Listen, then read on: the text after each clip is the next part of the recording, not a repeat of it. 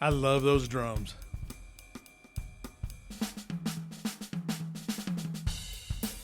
Yeah, we're back. Morning Buzz with the Energy Guys.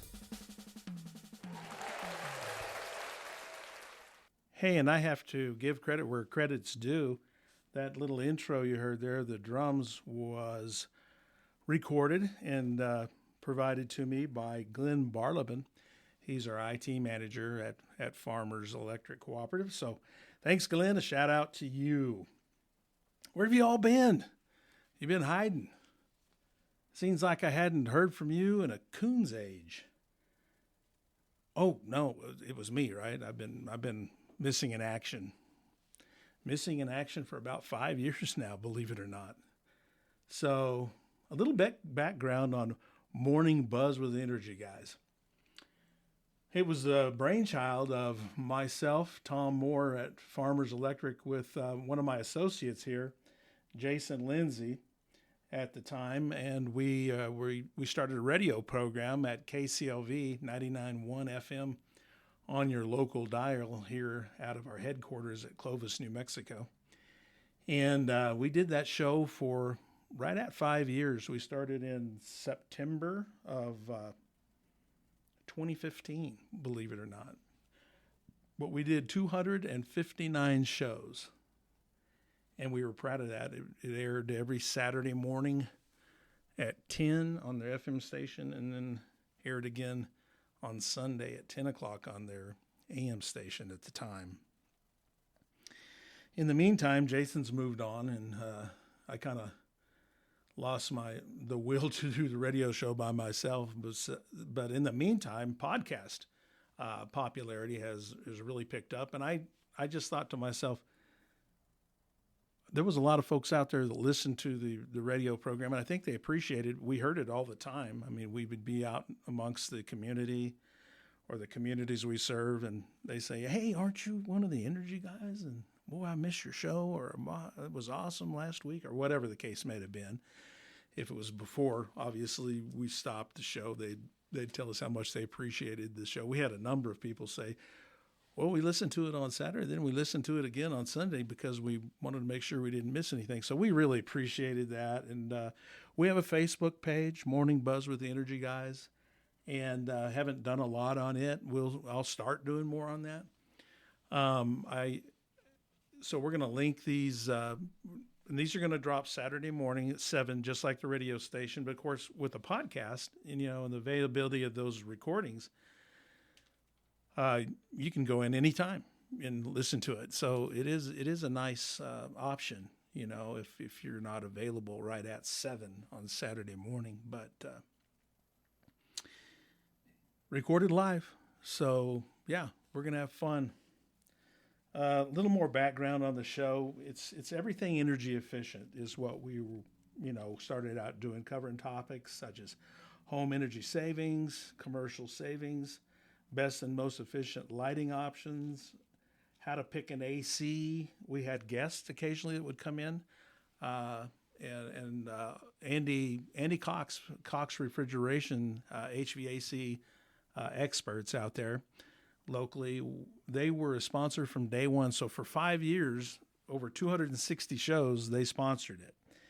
And we had Burns Hardware also was a sponsor from the beginning to the end. So yeah, I'd like to, if Andy or James Burns are listening, I'd like to thank them for that.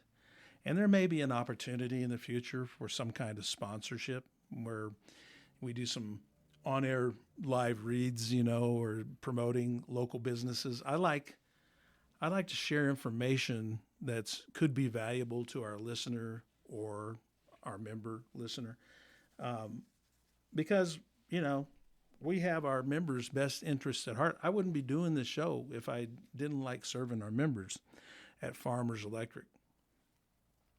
Farmers Electric is an electric utility, distribution utility based out or headquartered out of Clovis, New Mexico, with satellite offices in Santa Rosa, New Mexico, and Fort Sumner. We also have warehouses in Logan and San Juan and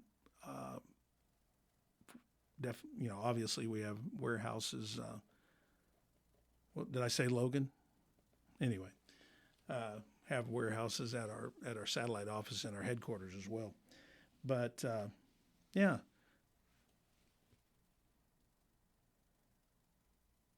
Another thing that we like to share are our current trends within the industry. That was a big deal for us, and I'd be remiss if I didn't mention our radio host, Melanie. She's quite the lady. She's now the librarian at Fort Sumner Public Library, but for those 5 years, she was working strictly for the radio station and was our, for lack of a better term, I'll just say co-host.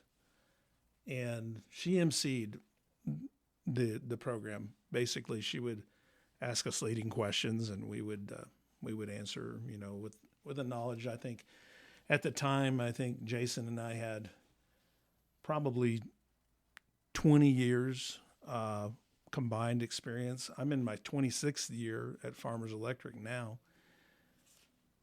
So, yeah, we had a lot of knowledge that we've gained over the years, and I like to refer myself as the energy guy. So I'd say if anybody's out there and they have a question about efficiency and they want to call the office here at Clovis at 575-762-4466, 575-762-4466. Life hack. When you're giving somebody a phone number on a recording, give it to them twice. Otherwise, they have to go back and listen to it a couple of times. I'm going to give it to you 3 times. 575-762-4466. Ask for the energy guy. And hopefully I'll be able to answer your question. If I don't, I'll fake it. Melanie was great. Jason was great. But life goes on. I still stay in touch with both of those individuals. Jason's farming now, living the dream here in Curry County. And Melanie, again, over in Debaca County, serving the public there. She's been a public servant her entire life. And I know she probably enjoyed that program more than we did, even though I could say Jason and I loved it. But happy to be back on. And without any further ado, I would like to not pick up where we left off, but I'd like to probably review what we'd started in the beginning, and that was, where does my energy dollar go? What's the big consumers? And so I've got a pie graph that I'll put on our page again. But I think I put it on there about a year ago, but I haven't done much again on our Facebook page, Morning Buzz with the Energy Guys. But it shows you a breakdown of several different categories. Obviously, to me anyway, maybe not to you, but the big user, as a matter of fact, it averages 50% of your monthly usage goes to heating and cooling. Does that make sense? Yeah, 50% of the average monthly usage goes to heating and air conditioning. That's not month to month. In the wintertime, if you're electric heat, it may be 75% of your bill. So when you get that real high bill, a lot of usage, and you're saying, or asking yourself, wow, where did all this usage go? I didn't do anything different. Well, you might not have done anything different, but the weather did. It got colder. And your house was trying to continue to keep that temperature at the ambient setting, whatever that may be. We suggest 68 degrees 68 degrees in the wintertime. And this is not something we made up. That actually comes from the Department of Energy, United States Department of Energy's. And they suggest 68 degrees in the wintertime and 78 degrees in the summertime. Now, according to the National Food and Energy Council, 15-degree differential from outside and inside, average. Keep in mind, when I throw numbers out here, it doesn't mean that everybody may agree. It means that somebody with a degree and a bunch of little letters after the name, pretty smart individuals, came up with these numbers. But it makes sense. 15 degrees in some areas, it's pretty comfortable. Say in the Midwest, where where 90 degrees may be their high, a home inside the home at 75, the 15-degree differential may be comfortable. Go from going to 90 to 15 degrees. Now around here in our part of the world, or our neck of the woods, as we say, eastern New Mexico, a 15-degree differential may be pretty hot. That would be a 100-degree day and 85 degrees inside. We don't even suggest that. It doesn't make a lot of sense. I've always said, my wife calls me the energy Nazi. I'm not proud of that, but I think I've saved us some money over the years. But what I don't spend in electricity, she spends at Amazon. So it's kind of a give and take. I've been happily married for 38 years, guys, if you're listening. But no, 78 degrees, that's a 22-degree differential if it's 100 degrees outside. And then if you add a comfortable downdraft with a ceiling fan or some kind of fan, it's blowing that air, which will feel cool to your skin, and basically act as an evaporative cooler. You're going to start to sweat a little bit, and then the air hits you with a little force with a fan or a downdraft from a ceiling fan, and that evaporative process starts taking place, and it'll cool you off a little bit. And fans, just a fan, they're not big users. I mean, they use very little electricity, and I would suggest I wouldn't have them going in every room in the house because it doesn't make sense if you're using them. I don't think, anyway, being a guy that's been in this for a quarter century. I would only use those if you're in occupied rooms. So where are you spending your evening hours? Where's your television? You're probably sitting there watching some program, and that ceiling fan is the one I would have moving, or a box fan or whatever you may have, an oscillating fan. And again, they use very little electricity. So in the wintertime, you have your ceiling fan turns a different direction. And this gets me every time, just like it does everyone, and I have to revisit it. But I haven't revisited it today. I believe your ceiling fan, if you're looking at it in the summertime, should be moving in a clockwise direction. And I will correct myself next episode or on our Facebook page if that's wrong. And counterclockwise in the wintertime. And how do you know if they're turning the right direction? In the summertime, you should be able to stand directly underneath the fan and feel the downdraft blowing on you. In the wintertime, if it's turning the correct direction, which I believe is counterclockwise again in the wintertime, it will be pulling the air up high to the ceiling, down the ceilings, and down the side walls of that room. If you're standing right underneath it or sitting right underneath it, you shouldn't really feel the draft. The only place you might feel the draft is if you've got a couch or a chair up against a wall. You may feel a draft, but of course, you don't want it blowing so hard that it really creates a draft that you're going to feel. In the summertime, you do. You really want to feel the draft in the summertime. But in the wintertime, you don't necessarily want to feel a draft. You want it just to the process of pulling that heated air up and distributing it equally in the room that you're occupying. I hope that makes sense for everyone. And I think our idea behind the pie chart and explaining these one at a time was a way we could set up the next show. You know, we might have a little cliffhanger and say, you know, tune in next week and, you know, hear what's number 2 on the energy, the pie chart for what uses most energy. That's not much of a cliffhanger, but for us geeks, it worked pretty good. And then the idea was that we'd go on and we would spend that whole first half hour show, Some of them turned into an hour. We're going to try to really keep these close to 30 minutes or less.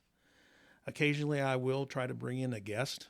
So it truly is Morning Buzz with the Energy Guys, plural.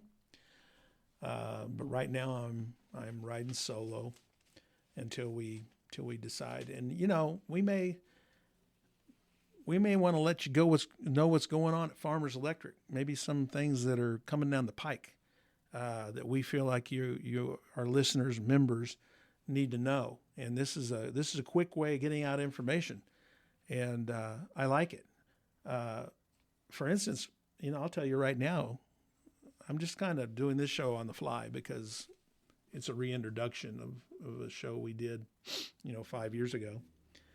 But we've got what I call the trifecta going on right now at Farmers Electric here in Clovis. And it's, you know, in hindsight, sometimes you think, well, maybe we shouldn't have done them all 3 at the same time. But, you know, at the same time, we did them all at the same time, and then we'll be done with them at the same time. And, you know, why put off something till tomorrow that we could do today?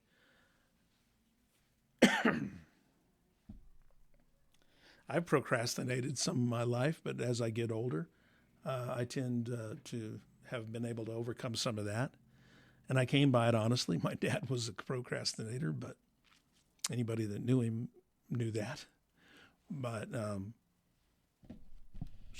what's the trifecta? Well, we change billing systems, and that's a big deal. I mean, there's a learning curve. So we went from what we used to be UP and Meridian to NISC, and that's kind of an industry trend right now that we've noticed that a lot of folks are going with NISC. UPN and Meridian served us well. SCDC is another name we called them.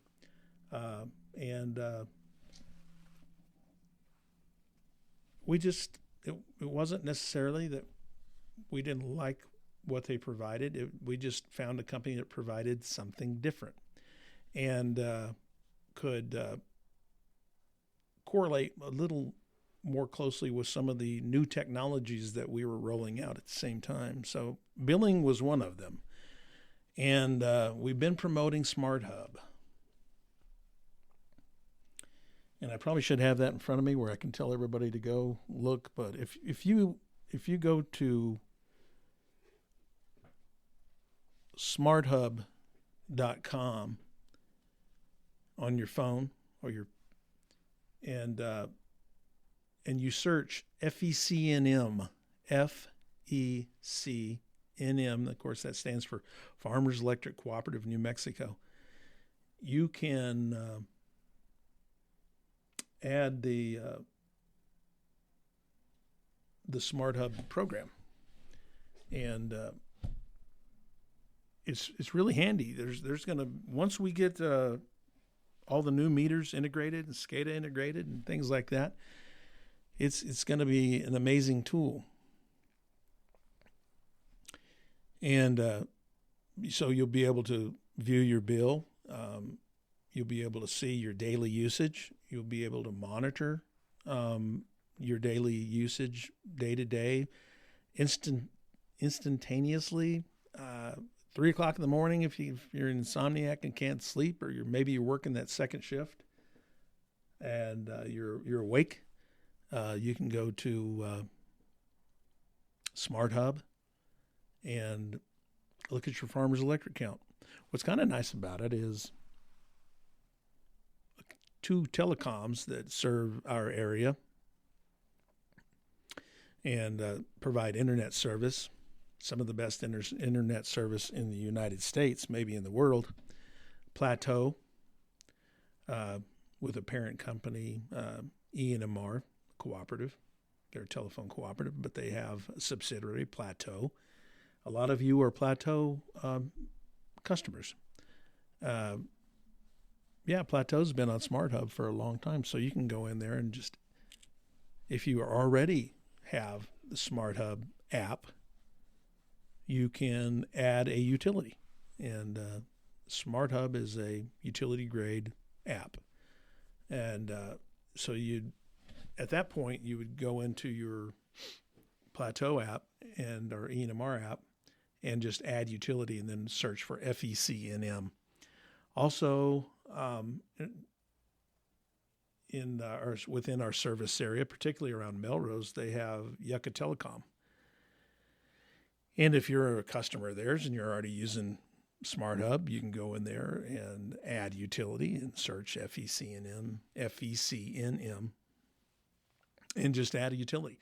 And so it's just you're just one click away from monitoring both your internet and your electric usage. So it's really handy. So the second part of that trifecta is new meters. So we're rolling out 14,000 new meters, and that process is going to take a year and a half, give or take. We've started in the Clovis area, so for you folks in the Clovis area, we've tried to get the word out. We will be sending out a postcard next week. So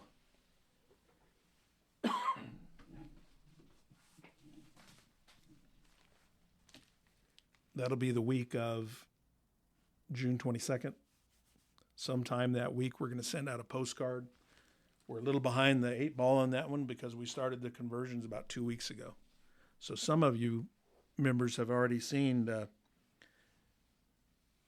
the gentleman from Allegiant. That's who we've partnered with on the meter change outs. And protocol for them is they try to make contact at your house. They'll knock on the door, ring the doorbell, whatever. Say, hi, I'm so-and-so with Allegiant here working with Farmers Electric, and we're here to change your meter. And we need the new meters because they're solid-state meters, communicating meters. So they're very much like the meters we already have out there where we can read your meters remotely and have some data.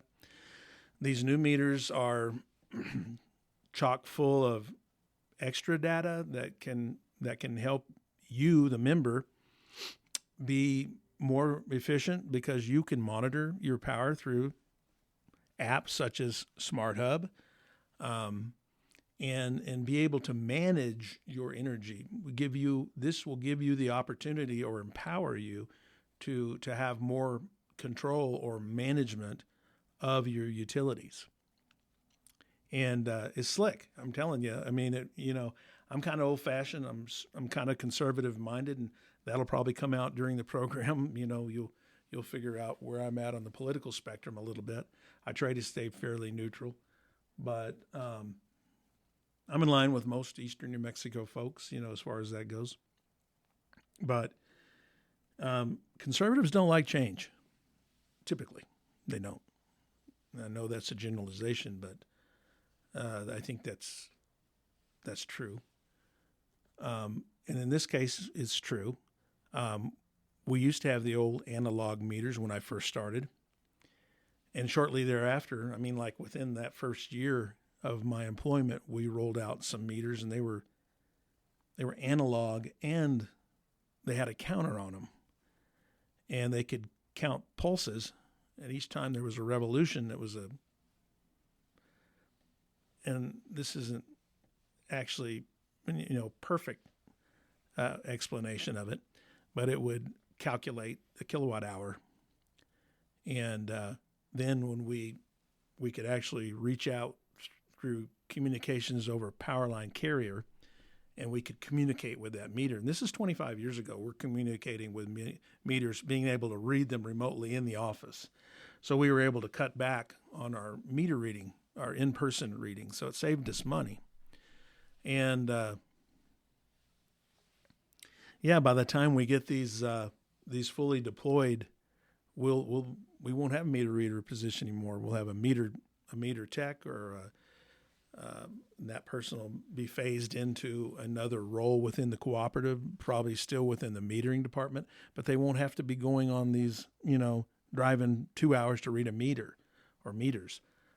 So it's a far more efficient process. So we're able to save money. And I was told the second day I worked here, because I asked about some expenditure. I said I thought we should maybe get the guys mechanical pencils instead of pencils we sharpen.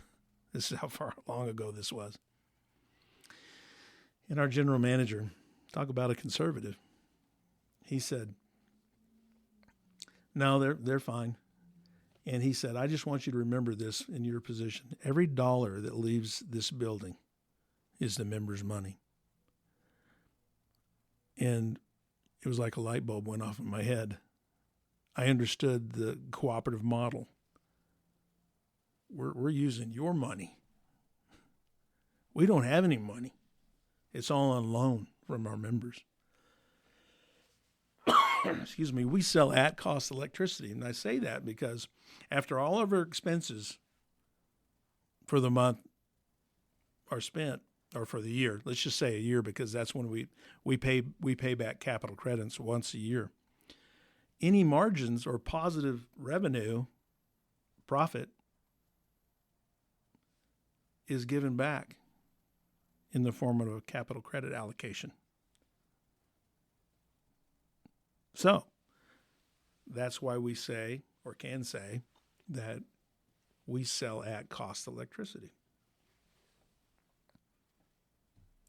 So the third part of the trifecta is SCADA. And I've known what SCADA, SCADA, stands for, but I'm not going to pretend I remember right now.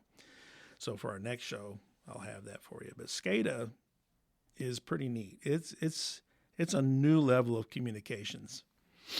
I mean, it's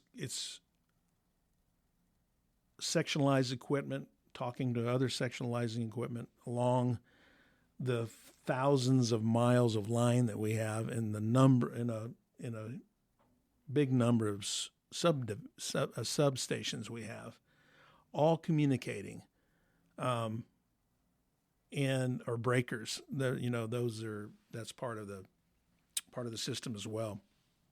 Repeaters, and they're talking to each other constantly, pinging each other. And the idea is, when we have an outage, our SCADA operators can look at that, and they can pinpoint that quickly, and they can actually find a fault almost before we even know there's an outage. Before members called in and said, "Hey, my lights are off. I don't have any electricity." It'll send out a preemptive message before anybody calls in and said, we had a fault right here in this general area. So we're going to be able to tell our guys in the field, our linemen, hey, we've got a fault in this general area. This is where you can start looking. So what it's going to do is cut back, we believe, on outage time and restoration of your power. We're gonna cut back on that. What might have been an hour outage, might turn into a 30-minute outage, depending on. And of course, that's just for instance. No promises, because sometimes it takes a while. If it's weather related, we may lose several poles, and it's going to take a while to rebuild that portion of the system. But if it's just a breaker that might have operated and the circuit stayed open, then our guys can go find out right there where this fault was picked up through SCADA and communications, and they'll be able to look at it, and hopefully they'll find it more quickly that way, and that'll be a little more of a convenience for you and cut down on overtime man hours for us. So it's a win-win. But that's the trifecta: new billing system, new meters. Again, they're solid state communicating meters, very similar to the ones we already have out there deployed. But these new meters will just give us more information. I can't believe it, but we've done 30 minutes. And here's your cliffhanger. Tune in next time to Morning Buzz with the Energy Guys, because I'm going to have the second piece of that pie. And what we've already heard today, that heating and air conditioning is the 50% of your bill on average. What's the next piece? Should have grabbed a drink before I started this. Folks, I appreciate you tuning in and listening to the podcast. I'm excited that in the future we're going to have guests, and I'll be a little better prepared next time. And there's still some things I want to talk about next week that relate to the 5 years and the 260 shows we did, because it was a neat time, and we enjoyed it immensely. And hopefully you'll be listening to us on a weekly basis. We're going to put a link for future shows on our Facebook page, Morning Buzz with the Energy Guys, and we will likely put it on the Farmers Electric Cooperative page, Clovis. There's more than one Farmers Electric in the United States, but we're Farmers Electric Cooperative Clovis, or Farmers Electric Cooperative Inc. of New Mexico, to be precise. But yeah, we will try to get those links out to you. I think we're going to link those in the beginning anyway to our YouTube channel we have. And the YouTube channel also has some neat stuff we can talk about next week too, that relates to this new billing system, NISC and Smart Hub.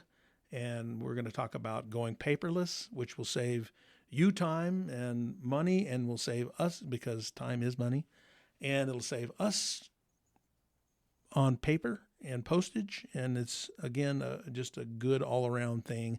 Save a few trees while we're at it. Hope you've enjoyed our show. And again, thank you, Glenn Barleben, for all your skill in the drum set. And we will see you next time on Morning Buzz with the Energy Guys.